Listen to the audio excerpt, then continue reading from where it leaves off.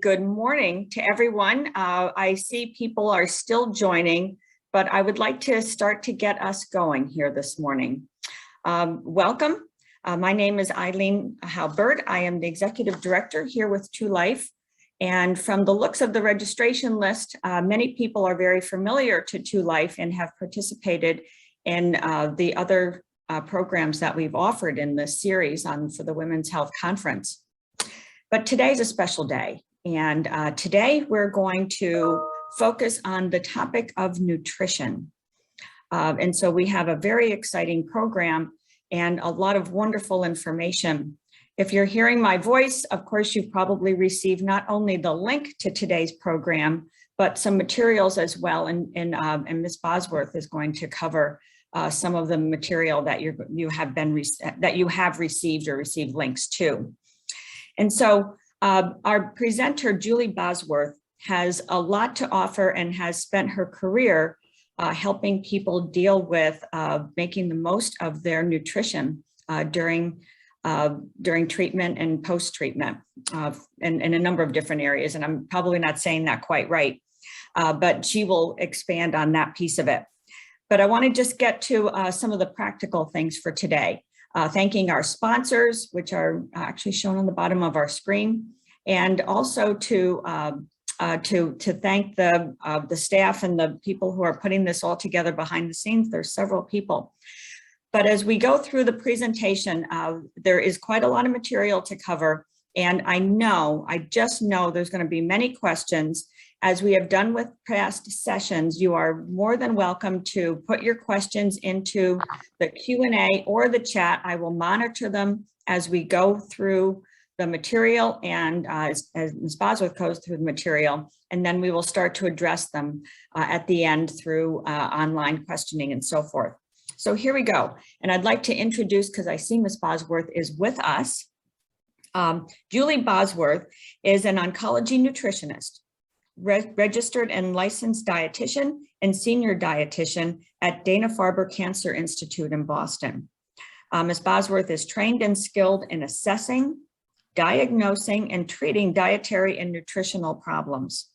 She received her Bachelor of Science in Nutritional Sciences from Cornell University and completed her dietetic internship at Brigham and Women's and Harvard. Dietetics is a medical specialty focused on the use of food and nutrition to promote health and manage disease, including cancer.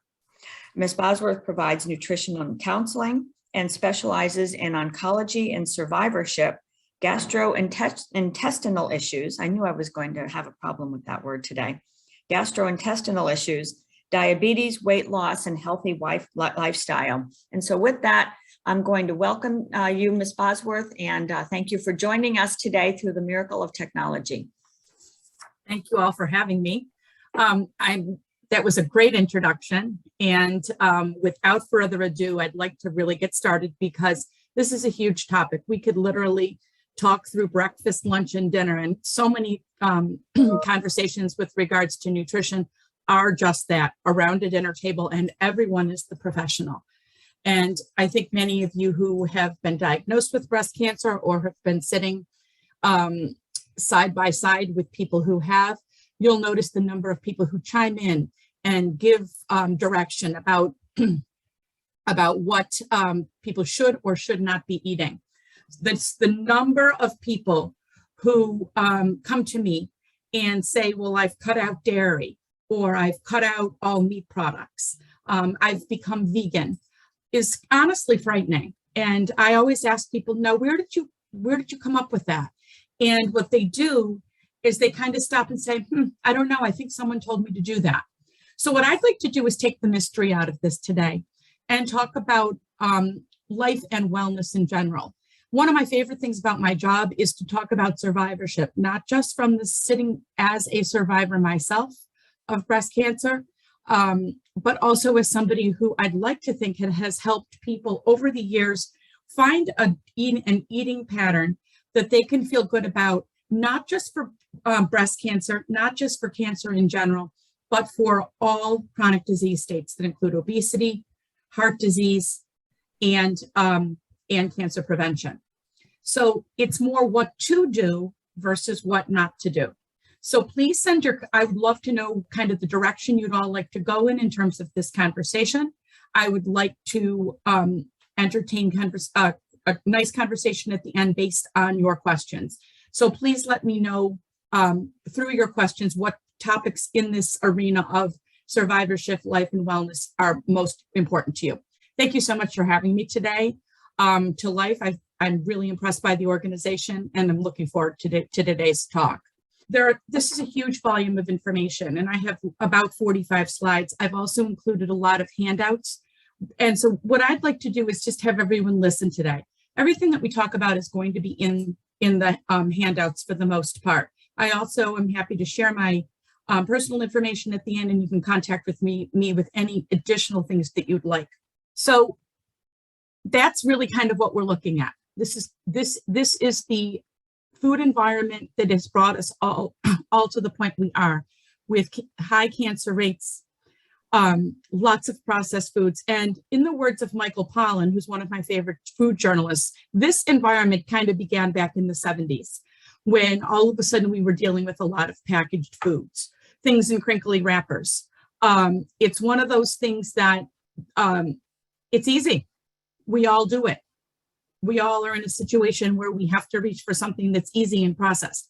But we've really gone off the deep end with this. And I think everyone can kind of think, yep, I've had those moments. I've packed a lunch like this.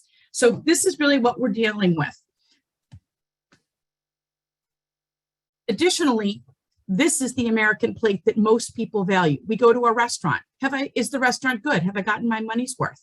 Usually people, most Americans, and I would say often people in the 35 to 40-year-old to 75 age group, will feel they got their money's worth when they get a large piece of protein on their plate.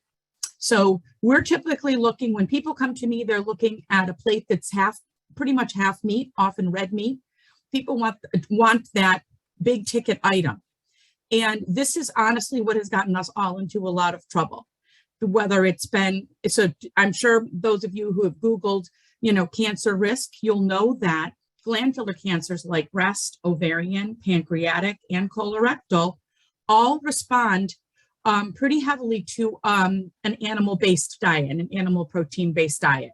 So when we see a diet that's very heavy in animal products and processed products, we know that there's a prevalence toward diagnosis of those types of cancers.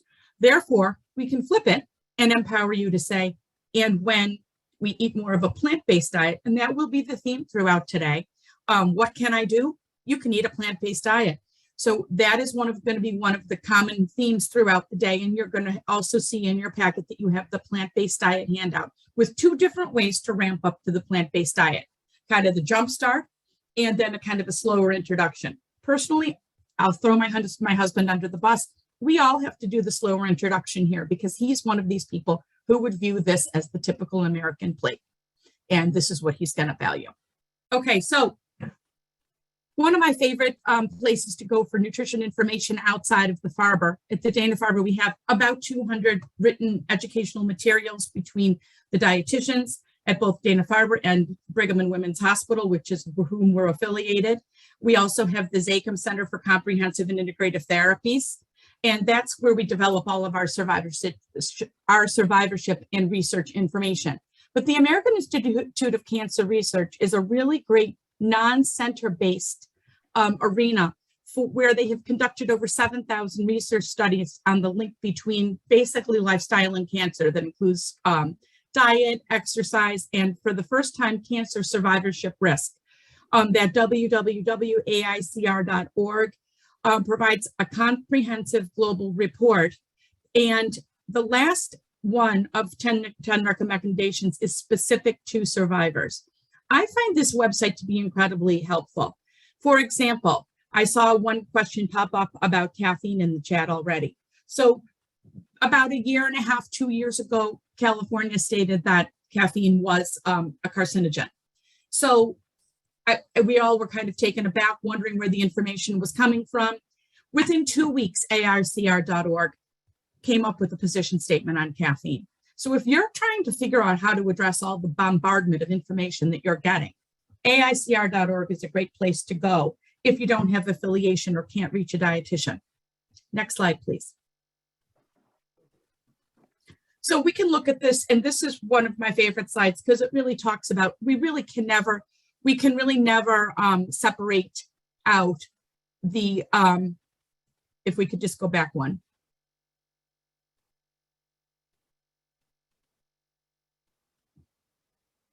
Other direction.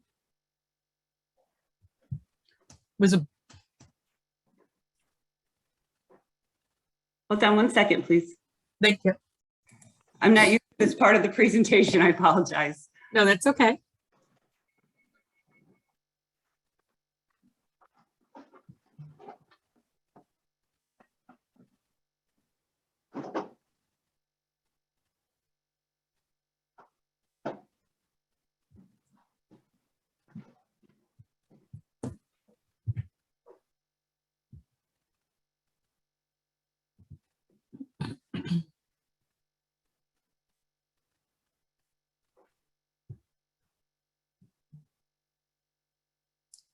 Which one? I'm sorry, Julie, which one did you want? It's the grid of, it's blue with the grid of four quadrants, please.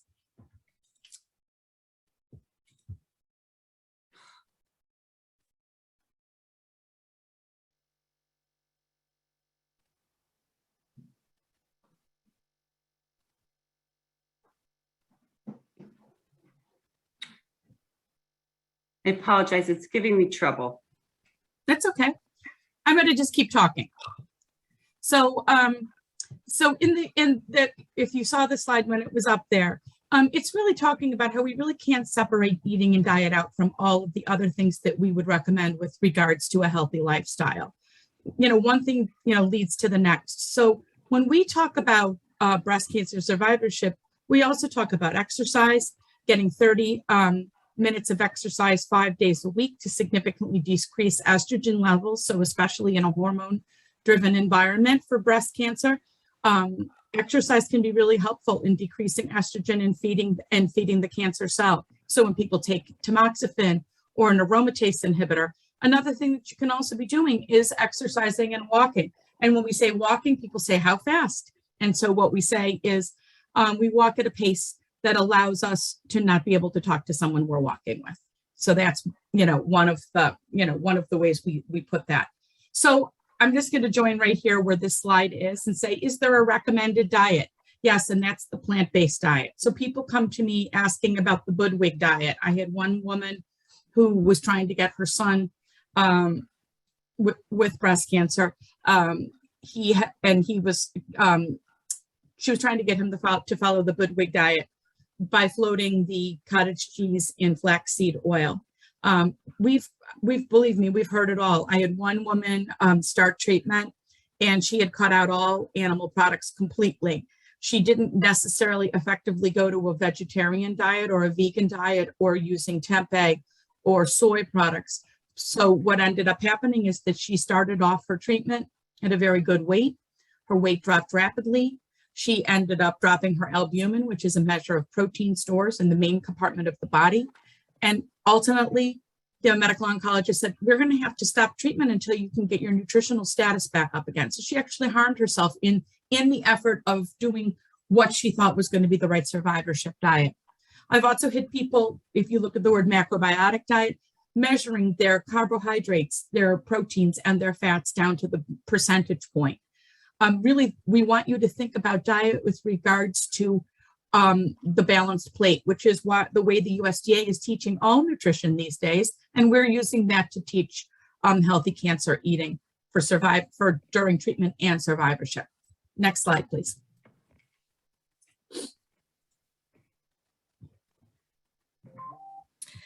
Ms. Bosworth, we're going to go back to the other view because Chris's computer is not cooperating. Okay. And so we're just getting to that part now.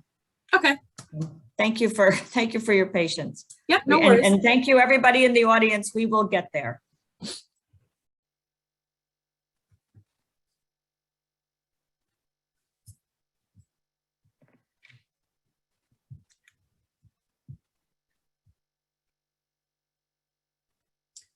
So one of the slides that questions that I saw pop up was regarding caffeine.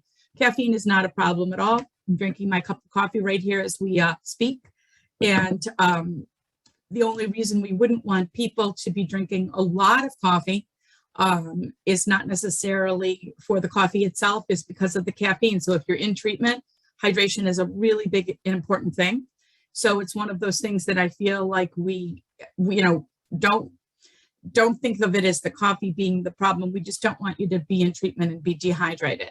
So for people who drink caffeine on a regular basis, if you're kind of calculating your fluid needs during treatment, and I'll explain what I mean by that, it's one of those things that if you have 3 cups of coffee in a day, you benefit from the fluid contained in 2 of them.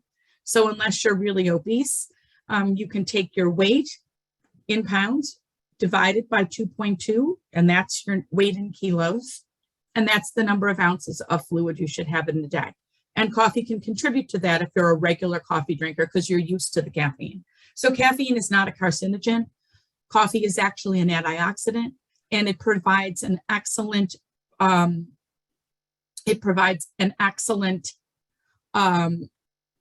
protection through the antioxidant nature of the actual coffee bean for pancreatic and colorectal cancer.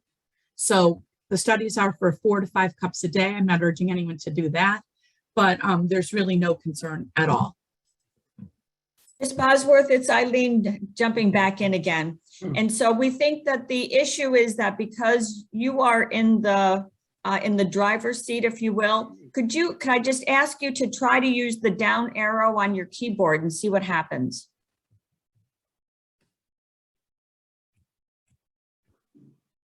I'm using it now. Okay. Well, we're still trying. Wait, can I? So we're in this place where we're trying to figure out who is going to, who can have the ability to move the slides. I can do exit full screen. Is this better? I think that might be the better thing to do, if you can. Okay. I certainly don't have any ability to guide it. It really is between you and Chris. And Chris says that she's been trying to do a number of things on the slides. And for the audience, this is the first time we've tried to do a different way of handling the slides this time around. And so we are experiencing some technical issues here, and my apologies. Julie, you should be able to just click on it like usual now in this view. Okay, so I should use my down arrow? Yes, please. Just use your cursor to click on it.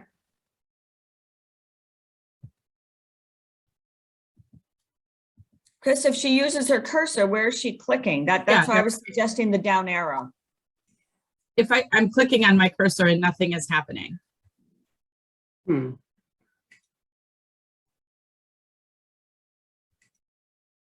Okay, try again.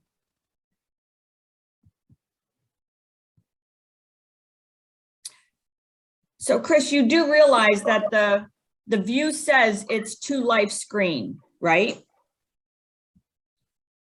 No, I see the PowerPoint. That is not what we are all seeing.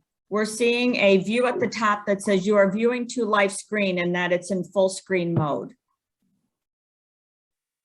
And it says on mine, you are controlling to life screen.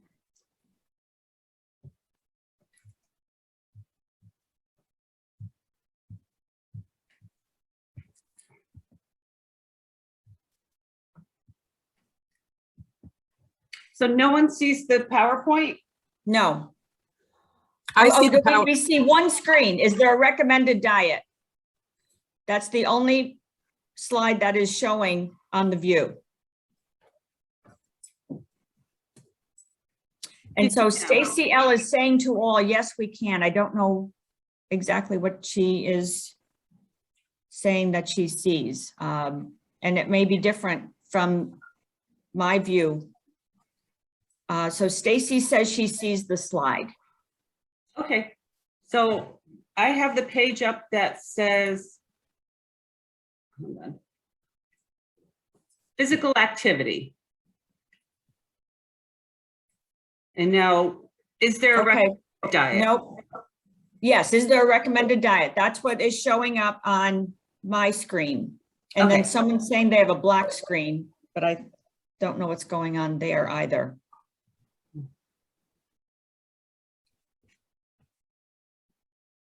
Yeah, and so a couple of people are saying, oh, right, there's a physical activity. That might be back to where we are, where we started with. Now, Ms. Bosworth, can you advance from here?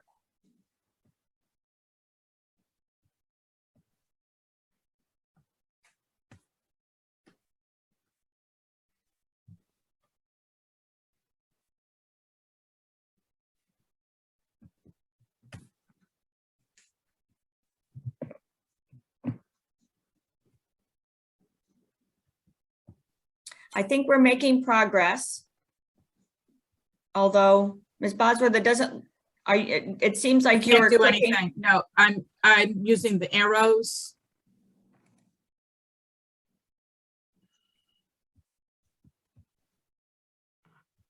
Okay, We're back to full Great. screen again. great. Okay, so can everyone see this next slide? So what I see is the funnel slide with minerals, Yes. vitamins. Okay, there's Yes, a yes that's what I'd from like. perfect. Okay, Okay, excellent. So yay. Thank I'll you. say next. Thank you, Chris.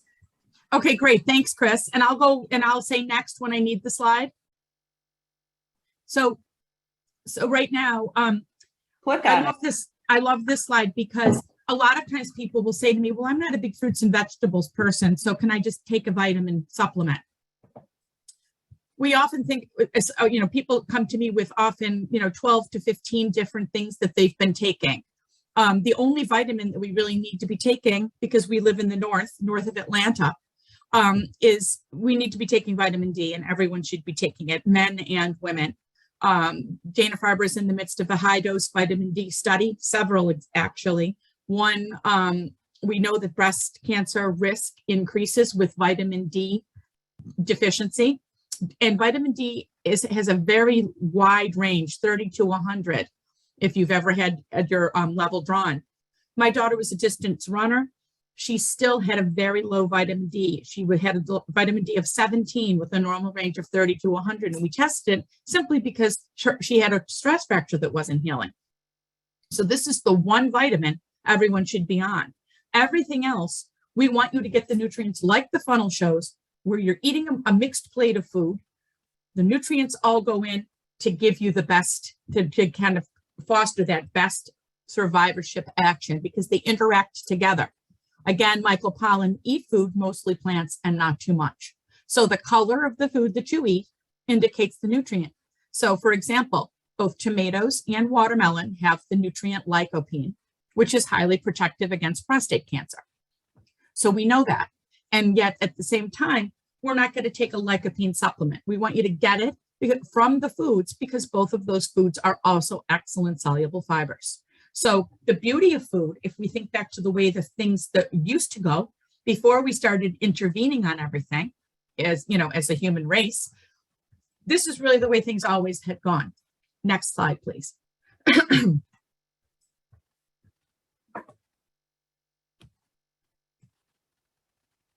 Great. So here's the reality of the situation. We don't pull out food or activity. It all works together.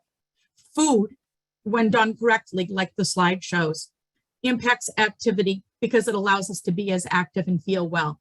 Activity impacts our weight control along with the food. And when we're at a good weight, we sleep well.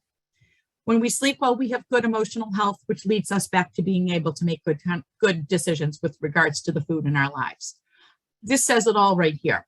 So just because you've had breast cancer, you're a survivor, you're in the midst of your fight, you have metastatic disease and your fight is ongoing, the food still plays very much into what you can do and how you can control your future.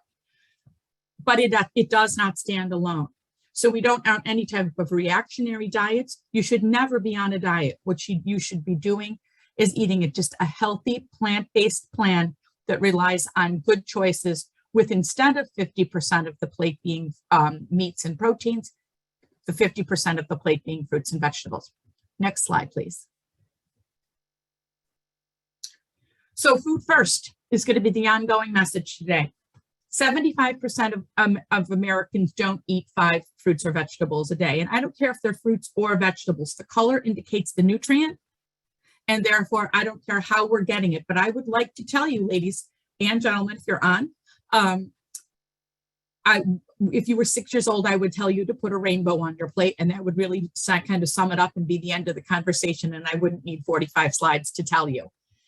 Americans eat about 1.5 servings of vegetables and less than a serving of fruit. A lot of times people would think the opposite because we gravitate towards sweetness. It's actually the opposite of that.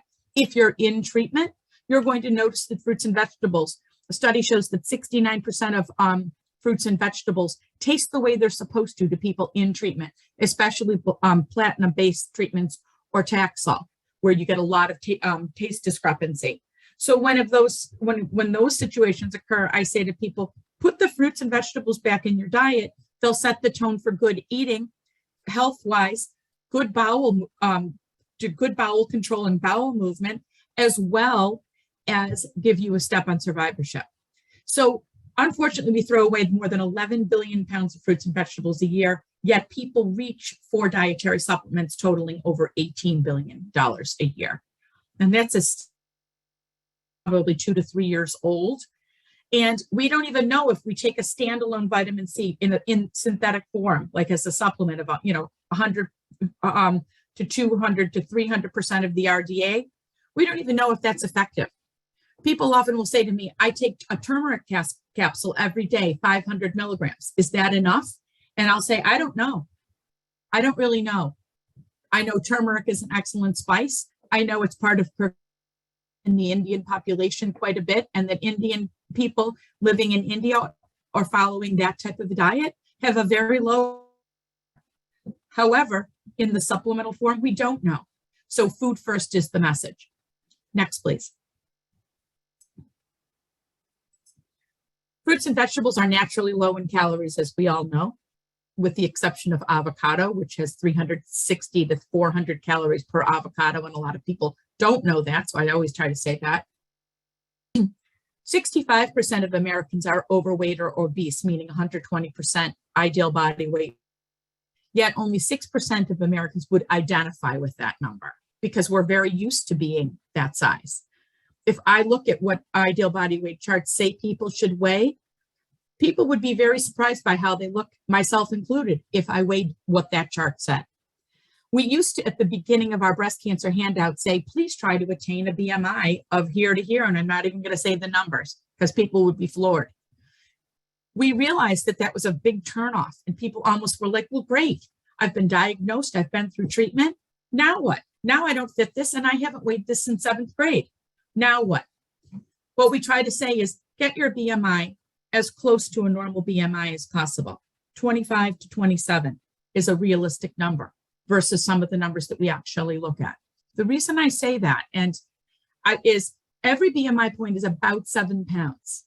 If you can think in increments of 7 pounds, this is more a feeling of being able to be accomplished. Fat cells can act as hormone pump and secrete hormones and other growth factors into the bloodstream. And that's point number 3 on this slide. And then if cells are overexposed to that, they tend to reproduce more quickly and increase cancer cell growth.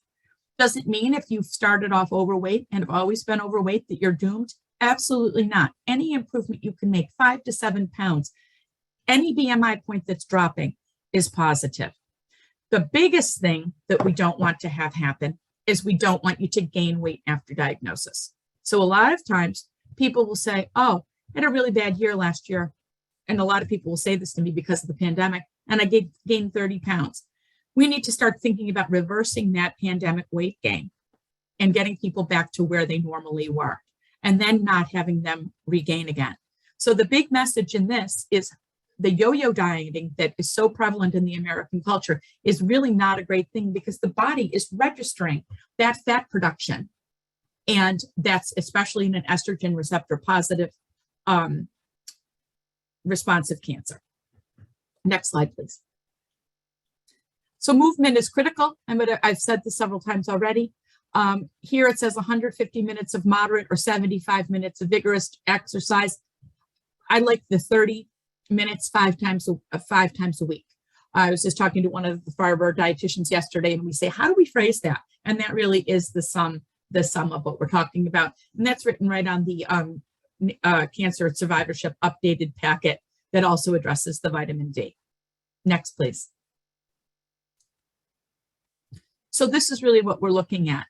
Fruits and vegetables creating a protective effect, fruits and vegetables creating and exerting a protective effect over cells. And you can see a bunch of different things there. I'm looking at root vegetables. So eating seasonally is a big message here. Eating as fresh as possible or frozen, they're equal. And actually people will say to me, oh, I really don't have access to a lot.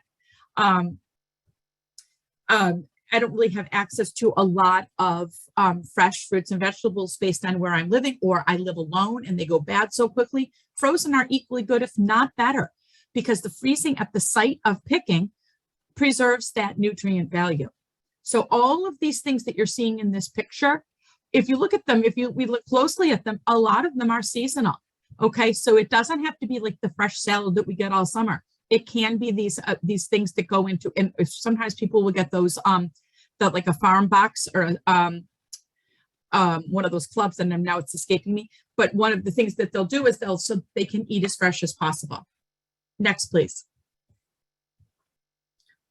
So vitamins A, C, E, selenium, and other phytonutrients are considered antioxidants. So people say I'm taking it in pill form. And what these things do is, yes, they do work, but more so when we eat them with the foods. They prevent the damage to the cells and the attack of free radicals. So, what happens is this concept of free radicals is the hydrogen is pulled off of the bonds in the cell, and it makes the cells unstable, and it makes the cells susceptible to disease, cardiac disease. We're knowing that. So we want as much color and texture on the plate as possible. Next. Beyond vitamins, so phytonutrients are beyond vitamins, minerals, fiber, and they're the compounds found in plants that exert this profound disease preventive effects. Michael Pollan has a book called Food Rules, and it's this little paperback, and I tend to leave it around my house just, when my kids were younger, because I wanted to be like, who really wants me as their mother, telling them what to eat all the time. And I had breast cancer when my children were young, so I used it as a way to kind of talk about the importance of healthy eating. But when we talk about the plants, they're the immune system. These phytonutrients are the immune system in the plant, and they give it the protective effects and the color. So on the cover of Michael Pollan's book, he's got a celery stalk standing there. So he said one of his things is, eats foods that stand on one leg, like the celery stalk, a mushroom, or two, like a chicken or a turkey, versus 4. So I love that, because I'm like, okay, we know that things like beef and animal products like, pork and those types of things are going to fall down for further in the range in terms of health and frequency, that we should include them in our diet for both nutrition for survivorship, obesity, and cardiac disease. That's what I love about this diet. In a word, what we're talking about is a Mediterranean diet with lots of color and texture from plant-based sources. Next, please. So these are some examples of the words that are those phytonutrients. Okay, so, carotenoids, flavonoids, doesn't really matter if we're able to say them or pronounce them or know what they are. There are about 160 to 170 of these phytonutrients that occur naturally in foods and in nature. They occur in thousands of combinations in plants.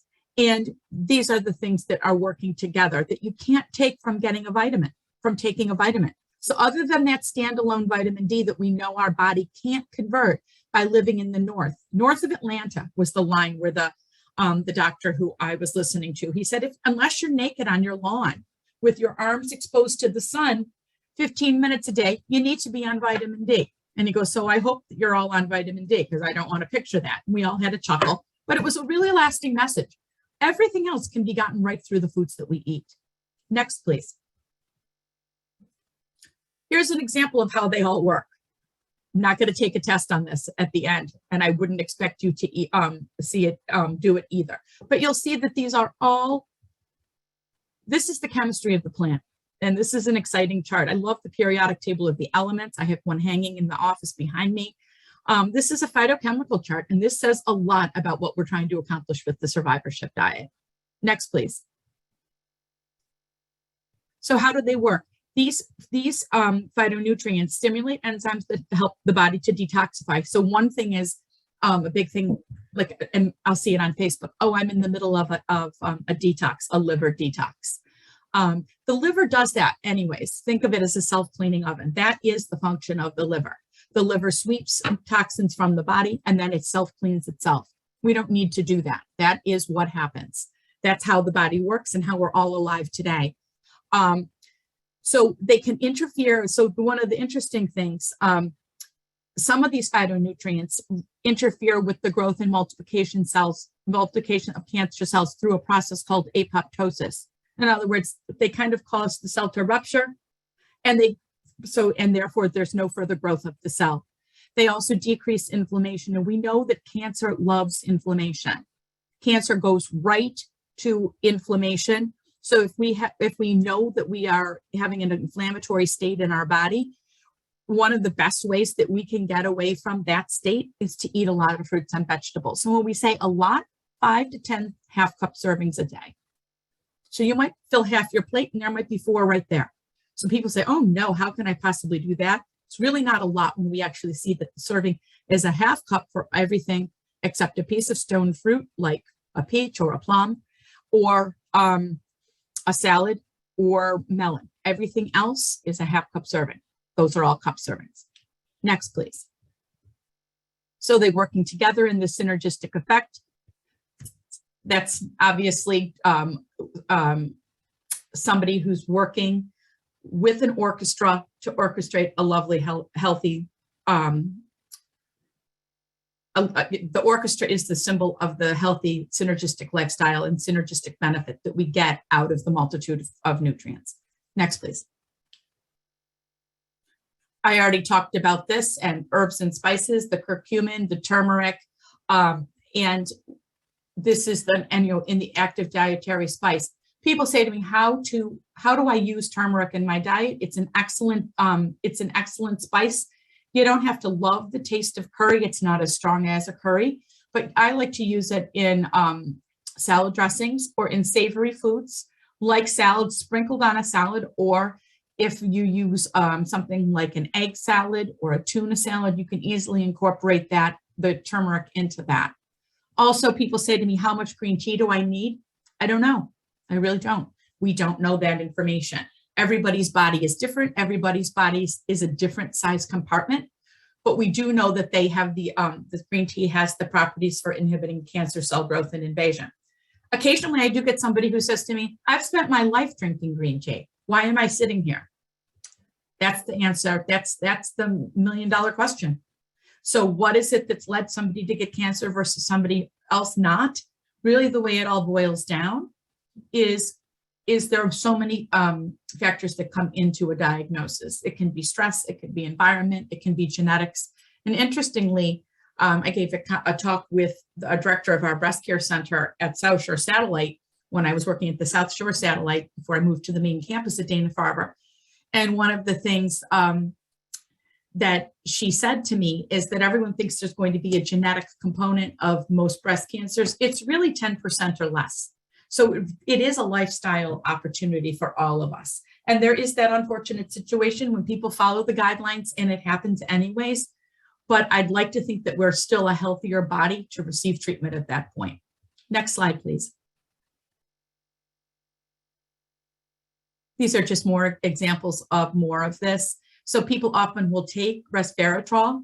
It's great for energy. It's neuroprotective. But you don't need to take it as a supplement because you can get it in peanuts, berries, and grapes. So one of the attachments that I sent for Eileen to share with all of you through email is 11 foods to include in your life. And you're going to notice that greens and berries are right up there at the top of the list. Berries are some of the best, healthiest foods. We know, we always hear about blueberries, strawberries, but really any berry contains that resveratrol, and that's an excellent phytonutrient. Next slide.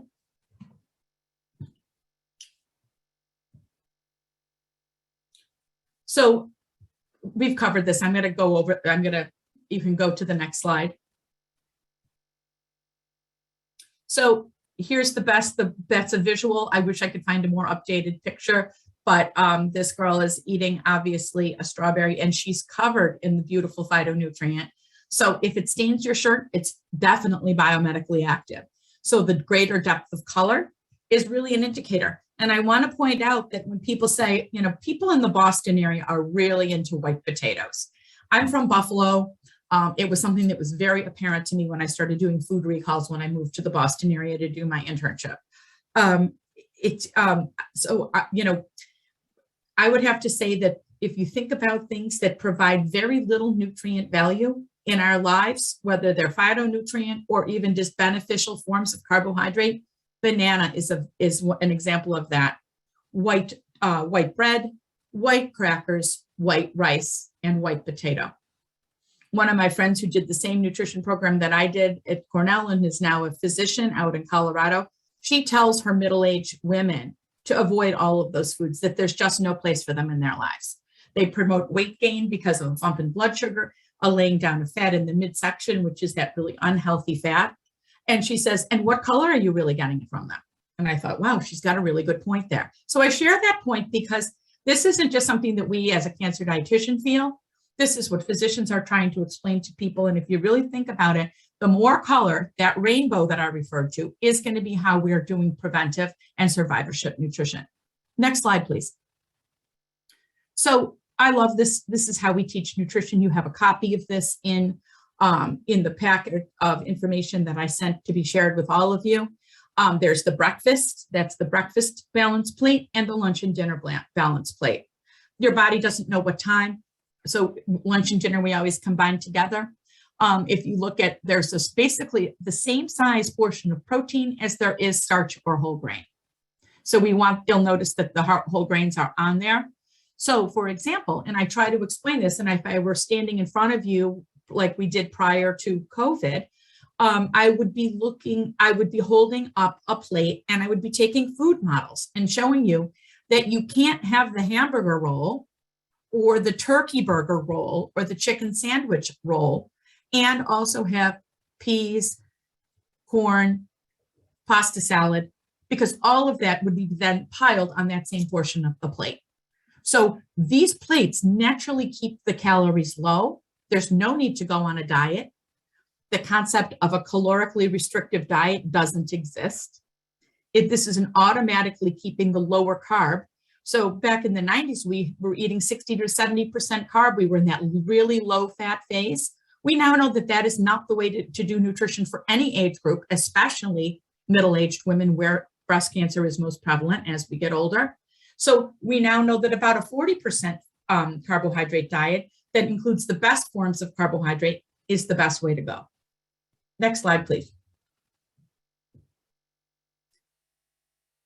We already talked about this. We can move right on. How to get it all in? People say to me, Julie, that's a lot to get in. So trying to eat at least 2 colorful plant foods before noon. I find people do better if they try to get in 4. And the best way to go about doing that is starting off the day with a smoothie. And you could say, but I want to eat my calories. I don't want to drink them. I totally agree with that. So I've switched to a smoothie bowl where I make the smoothie slightly thicker by adding less liquid component to it. It holds up in a bowl. And then I toast oats, rolled oats, not steel cut, because they obviously, you could break a tooth. So you toast oats with a little bit of olive or canola oil to crisp them up, along with some nut, and then sprinkle those over the top of the smoothie bowl with a drizzle of honey. So that's a great way, 4 right off the bat. You can usually get in a cup of spinach, baby spinach, without anyone even knowing it's there, and then a mix of other fruits and vegetables. I find a great version of it is usually raspberries, blueberries, and either something like a mango or a peach. And I buy all of mine organic at Trader Joe's for a very reasonable price. And then keeping fruits and veggies cut up. Sometimes people say, oh, by midweek, I'm not doing that. So those all will hold up really beautifully. Cut them all up on a Sunday afternoon while you've got the football game on, put them in a snap top container, and then you can pull them out all week long. Next slide, please. I want to talk, just really go right straight to it. Sugar does not feed cancer. I had a woman yesterday, a very aggressive cancer. She presented to the Farber, actually from Buffalo. She was at Roswell Park in Buffalo, decided she wasn't comfortable there, and decided to come to the Farber for her treatment. So we were sitting and talking. She had already lost about 18 pounds. She was down to the low 103, 105 range for her height of 5'6". She was very thin. She was also very weak. It had nothing to do with her cancer. It had everything to do with her eliminating carbohydrate from her diet, basically on almost like an Atkins or ketogenic diet. We don't promote any of those. People do that saying, well, I'm trying to reduce sugar in my life in general. I say you still need whole grain products as well as fruits and vegetables, all of which fall into the carbohydrate area or arena. All carbohydrate breaks down to sugar for use as energy by the body. That is the front part of every blood sugar curve, and we need that. There's no way to avoid it. If you look at the blood sugar curve that I believe I sent Eileen, it's going to show you that at the front of every curve is caused by a bump in blood sugar, which is how we actually nourish our brains and our physical state. There is no need for elimination of any kind of carbohydrate. The Farber has a position statement. I wrote, we have also the Cancer Nutrition Consortium. You can Google that, and it's got a great statement about sugar. This is one of the most frustrating things that we fight, is because if we were to eliminate sugar, we're also negating everything that I just said leading up to this point in this conversation. Chronic excess intake of simple sugar leads to a production of hormones like insulin. Insulin is needed for the energy in the body. It impacts all cellular growth, not just cancer cell growth. We can't siphon the cancer cell out from the healthy cell. That's the bottom line. All cells are fed, but the cells to rebuild red and white blood cells need the energy and the calories, so that if you're in treatment currently, people say, how do I get my red and white blood cells to come up? And I'll say, in the presence of adequate calories, which comes from not dieting, adequate protein builds those cells back up and keeps you on schedule for your chemotherapy treatment. Next, please. Yes, excess insulin can promote tumor growth. So do I want you to have a hot fudge sundae at every meal? Absolutely not. No one would ever suggest that, and we would be gaining excessive amounts of weight if that was the case. Sugar is broken down, starts with salivary amylase in the mouth. That starts a salivary cascade, and that's the whole digestion of carbohydrates, and it completes in the stomach, and then is secreted into the bloodstream right at the site of the pancreas where insulin is secreted, unless you're a diabetic. That's a very necessary process in digestion. We don't want to eliminate that. So behaviors that reduce insulin levels while still allowing you to eat correctly is physical activity, weight loss in general if you're obese, and unrefined carbs. So yes, thinking back to the very first slide that I presented, that's not the lifestyle we want. We want natural foods. We want to be eating not organic necessarily, because that's expensive, but foods that are colorful like the rainbow. Next slide, please.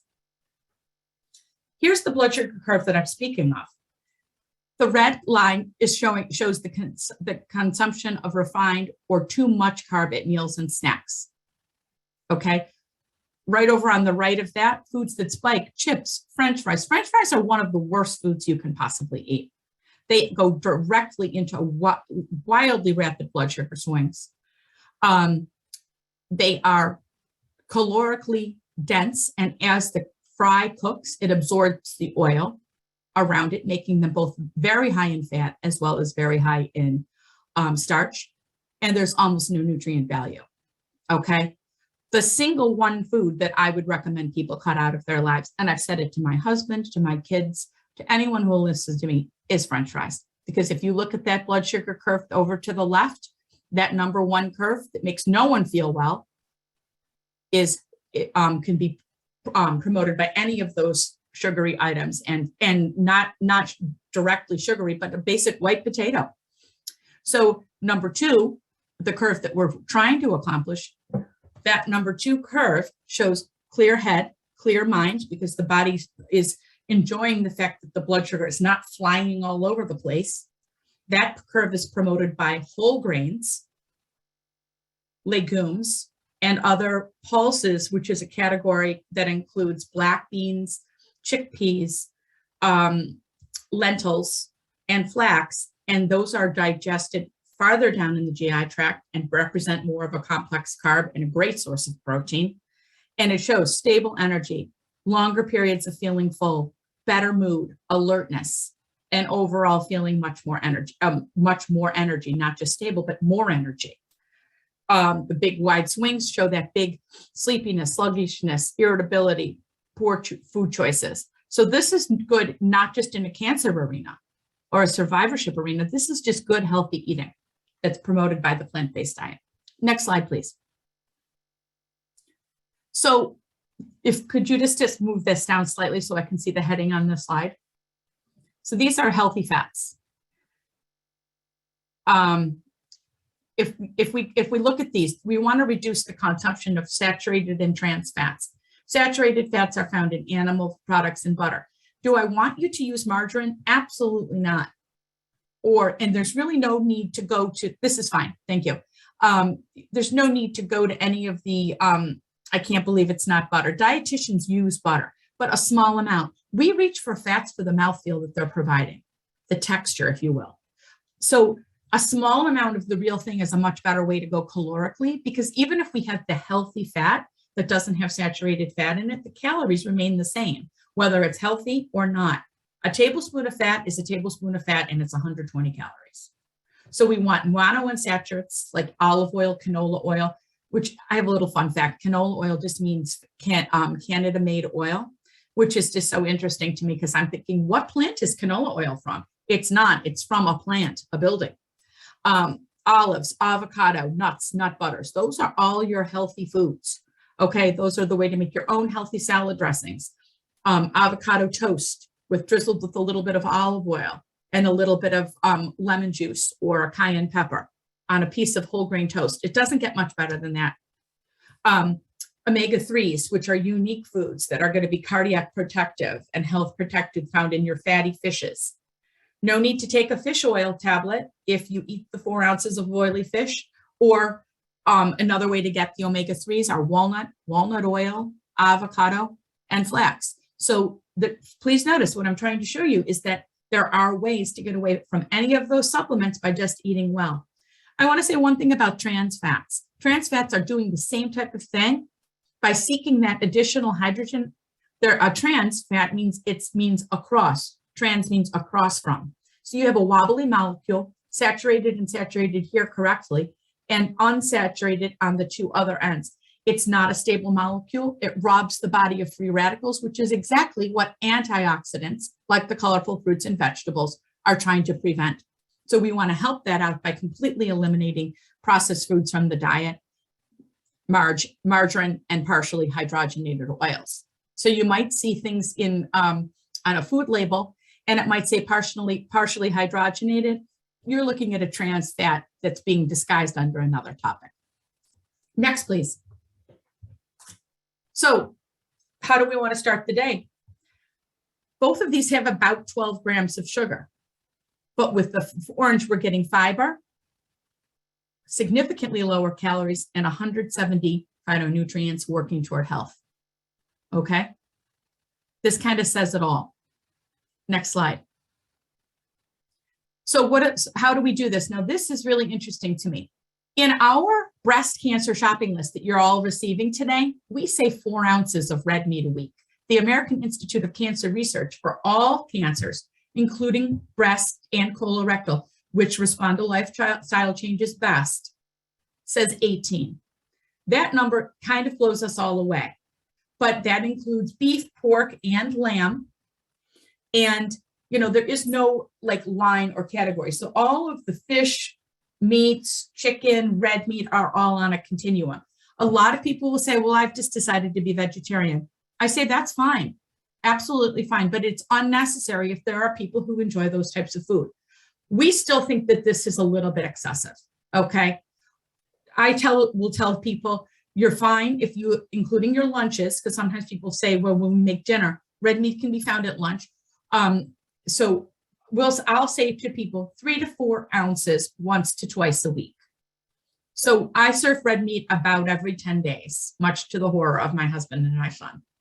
But my other kids don't eat red meat. So I find that's the best way to go. Also, I want to point out that bacon and sausage, those are not meats. Those are fats. So don't even say, so where does that fall in? It doesn't fall in because that's food that we really, smoked foods, those are foods that most people shouldn't be eating. And you'll see that as point number 3 on the slide. And obviously, if we're filling our plate with meat, we're eating less fruits and vegetables. So that's that kind of that flip of the plate that we talked about at the beginning. Next, please. So aim for half of your plate, preferably vegetables, at lunch and dinner, a quarter of the plate as lean protein, and a quarter of the plate as complex carb. And this is not the 10-inch plate that's available to you at Crate and Barrel, at Macy's, at Kohl's. It's hard to find an 8-inch plate. I went online, I was able to find a 9-inch plate on Amazon, and I ordered 12 of them. Because the plates that we're eating off of right now are basically 11 to 12 inches in diameter, or a large square plate. The plate will help you control the size. We say an 8 to 9-inch plate, not including the edge. So the eating surface, if filled once and distributed accordingly, can naturally control calories and assist with weight loss toward that lower BMI. Next, please. So this is what we're talking about. There's a wealth of whole grains out there. There are stores in our area, and I'm sure in yours, that will show you all of the different products. Rolled oats, flax, oat bran, quinoa, farro, and barley are delicious foods. They can be sprinkled over a salad. They can be used in place of a macaroni or a white rice, and they're so much healthier for you and promote that blue curve that we all looked at, that slow rise and fall, and promote healthy eating and a satisfied stomach and brain. Next, please. I mentioned earlier that there's no need to do organic. There's no benefit in terms of organic foods from an anti-cancer advantage, unless it's avoiding the foods that are going to be this laden with pesticides, or have thin skins, or foods that you can't wash well. So the dirty dozen, half of the dietary pesticide exposure comes from 12 foods, but there's no better nutrient content. People always tell me, well, I'm all organic, Julie. And they act like I'm going to be thrilled by that. And I say, you might actually be wasting a lot of money, because I'm not ever going to buy a piece of citrus fruit or a banana or a melon that's organic, because the skin on those is so thick. There's no way those pesticides are going to impact the part of that I'm actually eating. The bottom line, washing it with a little bit of agitation can do exactly what we need it to do. Then there are the dirty dozen that are included in your breast cancer wellness packet as the foods that, if you're going to buy organic and can afford to do so, are worth doing. Next, please. And there they are. The dirty dozen is buy these organics, and the clean 15 are those that are lowest in pesticide, and you do not need to bother getting them organically. So I think that just says, and the interesting thing to me is we want organic potatoes, but we don't care about sweet potatoes because of the way they're grown and the thickness of the skin. Next, please. On that slide, I just want to credit the Environmental Working Group. I actually have that app on my phone. And so a lot of times if I'm thinking to myself, I'm really wondering, the Environmental Working Group app is a good one to have. So we've already talked about the fact that where we live, we can't convert vitamin D2 to vitamin D3. We know that we've seen increasing levels. We're all slathering ourselves with sunscreen. We know that. So we need to actually have that be prevalent. and we want to make sure we take it. And people say, how much is necessary? 1,000 international units of D3 is safe. The studies that we have going on at Dana Farber are 4,000, but I would not suggest going over 3,000 international units without being under a doctor's supervision, because it is a fat-soluble vitamin, and toxicities can be seen in the liver if you go over the 3,000. So I personally take 2. I'm pretty fair-skinned and I'm not outside as much, or I have suntan lotion on if I am. And I also want to explain one thing. People say, why didn't we hear about this? Well, first of all, we didn't know about it. And secondly, cod liver oil is one of the best forms of vitamin D that you can get, with 1,340 international units. The previous generations took that in the morning. People would be like, oh, I start my day with a tablespoon of cod liver oil. That was prevalent and now has become not prevalent. So we need to take it as a capsule or a gel, because that's what's happened, is we've lost that in our diets. Next, please. People ask me about alcohol. Alcohol should be limited to 1 drink per day for women and 2 for men. And the serving is 12 ounces of beer, 5 ounces of wine, and 1.5 ounces of spirits. So people always ask me, and I'm sure maybe one of you's thinking this right now, they will say to me, so can I save up and not drink all week and have a bottle at a party? The answer is unfortunately no, because it's dosage based. Okay. So the way my medical oncologist said to me is, don't get in the habit of having an open bottle just sitting on your counter waiting to be drunk. People will say, well, I enjoy a drink and the drink helps my stress. I understand what you're saying as well. I think moderation is really the key word here. Okay. If you feel like you're struggling with this concept, you can Google it. You can look at aicr.org. It will give you the guidelines and reasons. And the word inflammation is exactly what we're talking about. Alcohol in general is an inflammatory, and cancer loves inflammation. Next slide, please. So this is really where we're headed. This is the Mediterranean diet. It's at its very best. Nuts, whole grains, flaxseed, chickpeas, and a wealth of color. Next, please. Here are some resources. These are that's the Dana Farber website, danafarber.org/nutrition. We also have an app called Ask the Nutritionist, and it's a really great way to have all of these types of questions answered. The other, right below Dana Farber, is Memorial Sloan-Kettering Cancer Center.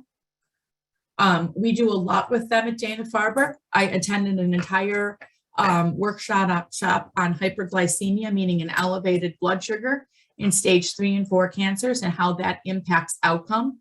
And we know that if you're diabetic, you really want to make sure that your blood sugars are controlled, because talk about sugar feeding cancer. That's an example that we know that a poorly controlled blood sugar or a poorly controlled A1C feeds into that whole mechanism. That's where the sugar feeds cancer steps outside of that. But I want to just make that statement to say that that's a separate situation.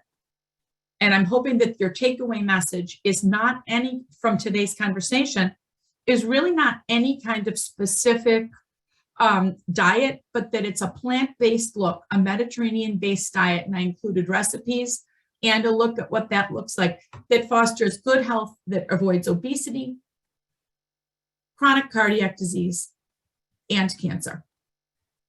I'm happy to take as many questions as people want at this point. I have nothing this morning, and I plan to stay on as long as people want to talk. And I'm very happy to address anything personally if you have questions you feel you'd rather not ask. And I can provide my email at the end, or even right now in case people need to go. So my personal email for Dana Farber is J, the letter J, Bosworth, my name, the number 1 @partners.org. J Bosworth with an S, 1 @partners.org. The 1 is important, or it will go to a physical therapist at Mass General who specializes in shoulder work. So I just want to say that, because she'll occasionally be like, hi, I think this was meant for you. Right, that's very funny. It's Eileen coming back on, and so I think we have a number of questions that Great. have started to come through the chat, and I already see that there's another one started. So let's get right to it.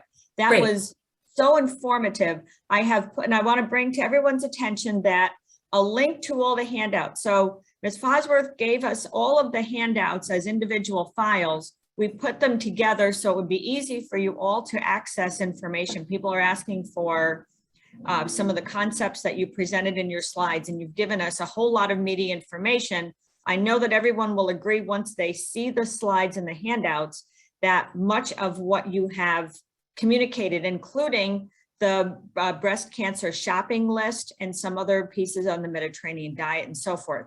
And so in the chat, you'll find the instructions, because we literally cannot email them because it's too much of a file and you're having trouble getting them to us. So they're in a link embedded on the nutrition page on the 2Life website, that's right there. You don't need any special access. And so with that, let's get to it. Now, you talk about caffeine, but one of the early questions that came in, and I don't remember hearing you say anything about tea specifically. Can you talk about that? So, people say to me, oh, well, what's going on with tea in terms of caffeine content? People can make a weak coffee or a super strong tea. So tea and coffee are both viewed as antioxidants. We always hear about green tea for the unique antioxidant benefits. But, all tea is going to have an antioxidant benefit to it, green just being even more so. But the caffeine content of green tea can be quite high based on how someone steeps it. I happen to like really strong coffee and really strong tea. So I often will just leave the tea bag in. So caffeine in general is not an issue with regards to cancer or really any chronic disease. Some people who have been told by their cardiologist not to have a lot of caffeine, might want to go to a weaker source, but, not go over the top with quantity or number. But tea is an absolutely fine product and can be viewed in the antioxidant category that would fall under a phytonutrient because it's based on leaves. So tea and coffee are both phytonutrients, if you will, as well as antioxidants. Perfect, thank you. There are several questions that have come in about dairy, and I'll start with eggs first. And if you can talk about dairy in terms of in general, and then there's a specific question about yogurt and or milk. Okay, so dairy is one of the biggest questions that we get. And if you look at the breast cancer shopping list, you're going to see that there's dairy all through that. And there's no limitation on it. And we used to be very concerned about high fat dairy products. And we now know that the fat content of dairy products actually assist in the absorption of fat soluble vitamins, such as vitamin D, and that actually they're not nearly as restricted along with eggs that we had once thought. So it's always hard. Nutrition is not a perfect science, and we always learn more, but we really promote, whether it's AICR.org, either of the two cancer center websites, for example, the Memorial Sloan-Kettering or the Dana Farber, they're all going to say that there's absolutely no problem with dairy. One of my favorite publications, and you might want to spend the $8 and get it, is called the Nutrition Action Health Letter. It's a beautiful little pamphlet. I'll grab one as we speak.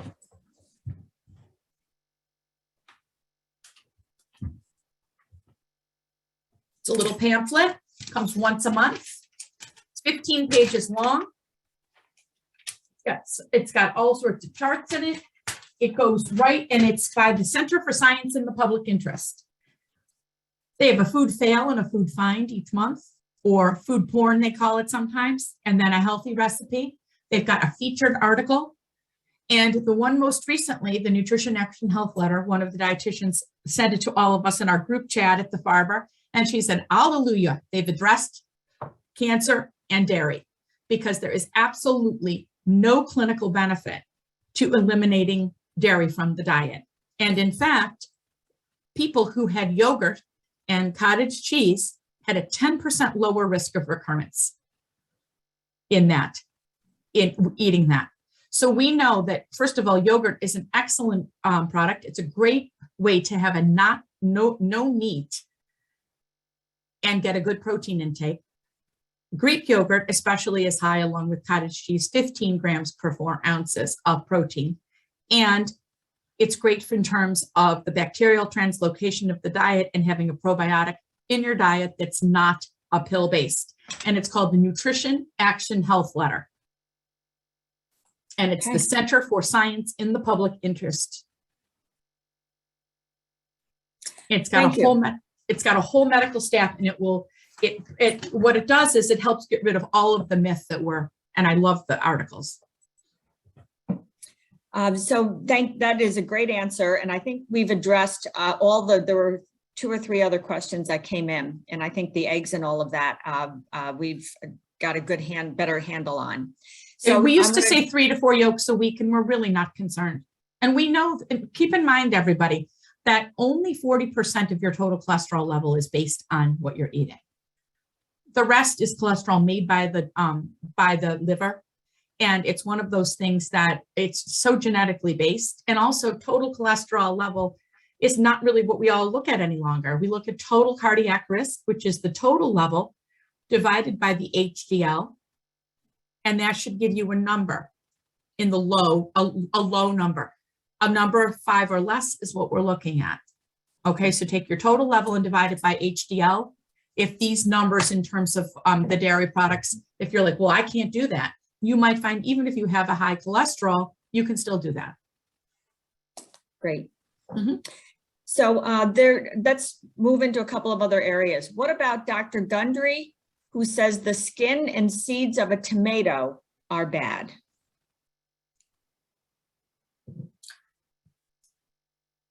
So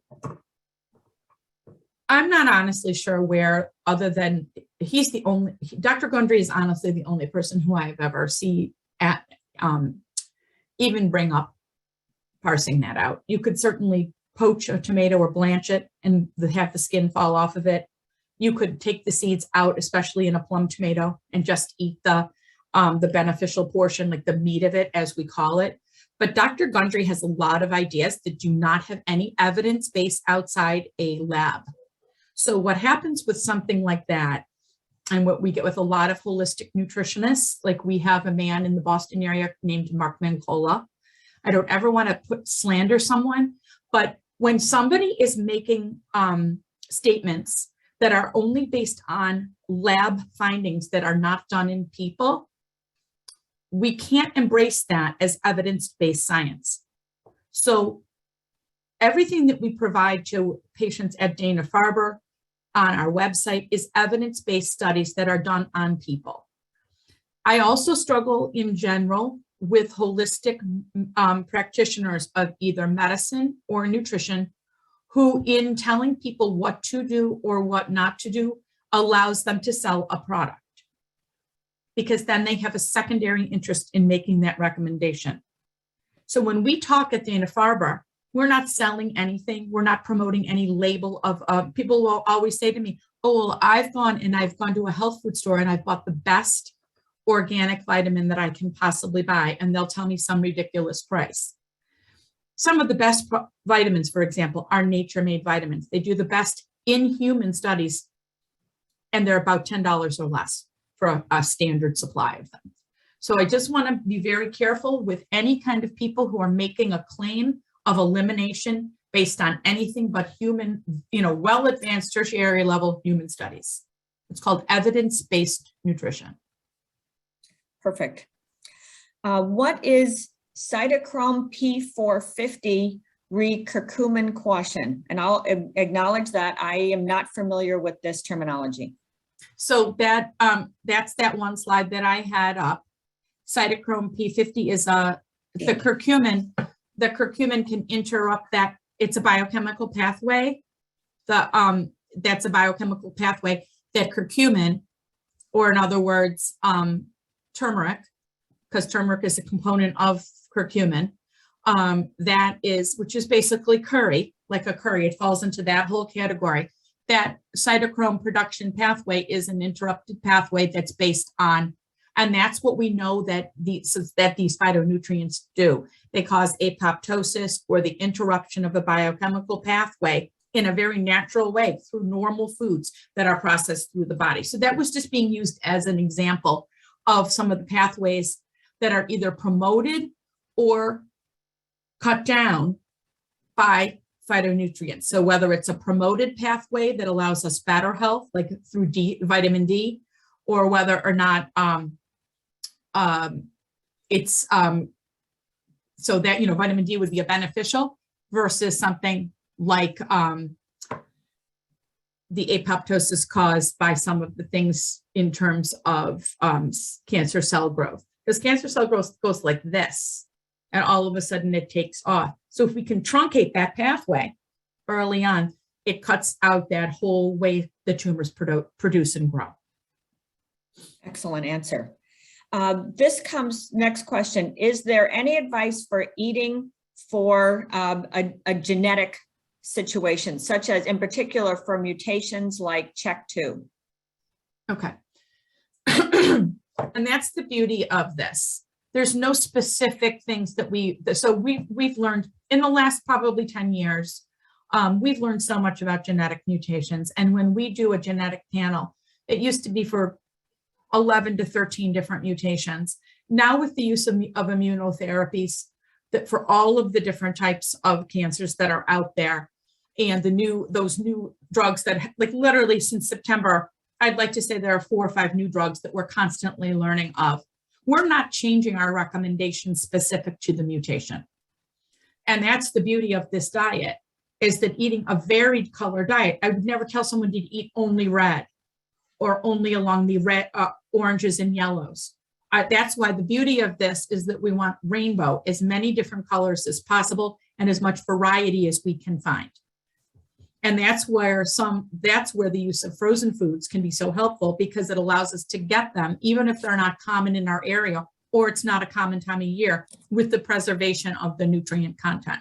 So as we're learning about these different mutations, you know, especially with this numerous breast mutations at this point, we're not changing our recommendations overall. We're just further enhancing the plant-based diet.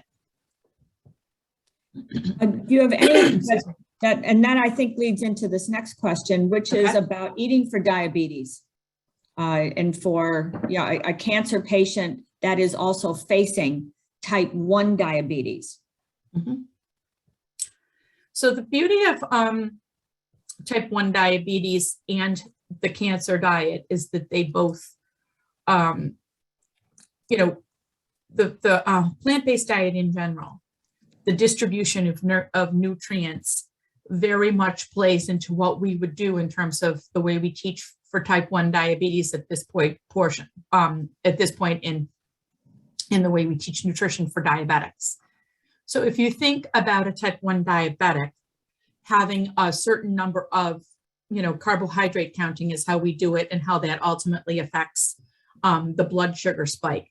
All of the foods that were recommended in terms of whole grains, as well as non-starchy plant sources, all are perfect for a diabetic, because it's that Mediterranean plant-based eating that, whether it's a type 1 diabetic or a type 2 diabetic, that all fits right into that. And that's what I really like about teaching the plant-based diet, especially when you think about non-starchy fruits and vegetables fall on one side, which is excellent for either type of diabetes in terms of blood sugar control, as well as, you know, type 1 diabetics have a higher risk for cardiovascular disease.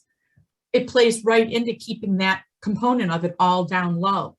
And then if we say all you need to do is balance between a healthy protein and a complex carbohydrate, it all fits in really beautifully. So if you are a type 1 diabetic or even a type 2, one of the best things to do is have a really good handle on what your A1C is every 3 to 4 months. And that way, you know how your current eating and the number of, and I would go ahead and calculate 40% of total calories in the form of complex carbohydrate. In other words, carbohydrate choices. And if there's somebody who has a question on how to do that, they could email me with their height and weight, and I would be happy to help them calculate that. Thank you. So I'm going to the next question. Yes. And so let's see, my question would be that healthy foods are often quite expensive for many, and how to reduce the price of some healthy foods, vegetables, whole wheat bread, etc., so that everyone can afford healthy foods. I think you addressed some of this by giving us the organic versus not organic, because obviously there's a premium for that there, but are there any other thoughts you have? Yeah, so people automatically, there's going to be a category within everything. So first I would go to the organics versus not, and become very familiar with where money is being wasted. Also remembering that a half cup portion is pretty quickly satisfied. Like if you look at a portion size in terms of the half cup, and you're hearing me say 5 to 10 servings, you'd be like, oh my gosh, that's going to be super expensive. But at the end of the day, when you really think about it, it adds up pretty quickly. I love the use of the frozen, like I mentioned, and it doesn't need to be bird's eye. It doesn't need to be the high level frozen. It's not going to be the indicator. So a good store brand of a frozen fruit or vegetable used in a smoothie can be a way to get it. And I agree, it's expensive. It's extremely frustrating, especially if people are on subsidized meal plans, food stamps, any of those. It's a really, really challenging conversation to have with people. And the one thing that I can say for it is, just because people are paying more for it doesn't mean it's that much better. So you can get a good whole grain bread, not whole wheat. Take it a step further and get a whole grain bread. Arnold is a really great whole grain bread, not Pepperidge Farm, interestingly. Pepperidge Farm doesn't have nearly the, Pepperidge Farm creates that kind of image of, oh, I'm eating it is not nearly as good as Arnold bread. Okay, so Arnold's a great brand. It's pretty well known. It's pretty easily attainable. Also, Panera has now come out with a very good set of whole grain breads that are in the $3 range for a decent sized loaf of bread. And I would advise anybody, as well as Trader Joe's, and I would advise refrigerate these items, because if there is whole grain, protein content will be higher and they will be more likely to get moldy quickly. So pop those right in the refrigerator. Store as many things as possible in the refrigerator, tomatoes kind of being that exception. Big tomatoes will go soft more quickly and become moldy more quickly. I have a little colander on the counter of cherry tomatoes. They last much longer than a big tomato, and they can sit at room temperature because that's where we would, but otherwise I would go to cold storage with as many things as possible. And I would use as many portions of the fruit or vegetable as possible. Like, don't throw out your peels and that kind of thing, because that's where it's going to be, you're going to be wasting the best and most nutritious portion. We're going to go back to meat for a second. This is from a person, her brother is battling cancer and he's a hunter. And so venison, can you talk about any health? Does that fall into the same category as other meats, or is it considered different? So the beauty of the fact that he's a hunter is that he's getting really fresh. Venison, first of all, has a lot less fat content than regular beef. So if you think about bison, venison, those, and now you can even buy those in small portions in a food store, but those are healthier red meats. The reason our red meat, we've also gotten away from recommending red meat, is because the animals are not raised in a manner that allows them to grow slowly and therefore to have a nutrient value in their meat. So one of the most appalling things that we're learning is by the way animals are stored. And if someone is a hunter, a venison, a deer hunter, those nutrients in that meat are much more prevalent than if we randomly took a cow that was in a small contained area and used that meat. So hopefully what you can think about is that venison is actually a nutrient dense meat that is low in fat. And also keep in mind, the type of cancer that your brother has is going to be, I would be less concerned about his red meat intake, or anyone's for that matter. We talked about it heavily today because breast is a glandular cancer and responds to less red meat. It's a positive to have less red meat or pork in breast cancer, colorectal, and prostate. But if he's not fighting, like if he has lung cancer, that red meat issue is much less than it would be if he were fighting one of the other types of the cancer. And actually, that comes to the end of the questions that I have seen all together. There Okay. have been some early questions. I was reading back through one that talked about the quantity of dairy, and I think you addressed that very nicely in the piece on dairy. And women need yes. women need about 3 servings a day of dairy. Okay. To get their calcium in. So women in the typical breast cancer age group need 1,000 to 1,200 milligrams of calcium in a day to work with the vitamin D for most effectiveness. That is usually achieved through 3 dairy sources. So I drink 3 cups of coffee with milk in it. I'll often have cheese or yogurt. There's my 3. I used to drink a large quantity of milk at dinner. I stopped doing that because calorie-wise, that's a lot of milk. That's a lot. And it's kind of like a diminishing return at that point. It's just a lot where I might just want water or something instead. A lot of times people eat instead of drinking, and we might just need hydration instead. And I was more using it as a hydration source. But 3 sources of dairy. I didn't say the actual quantity when people say, so we know that we need at least 3 in this typical age group for our breast cancer diagnosis. Excellent. Well, everyone.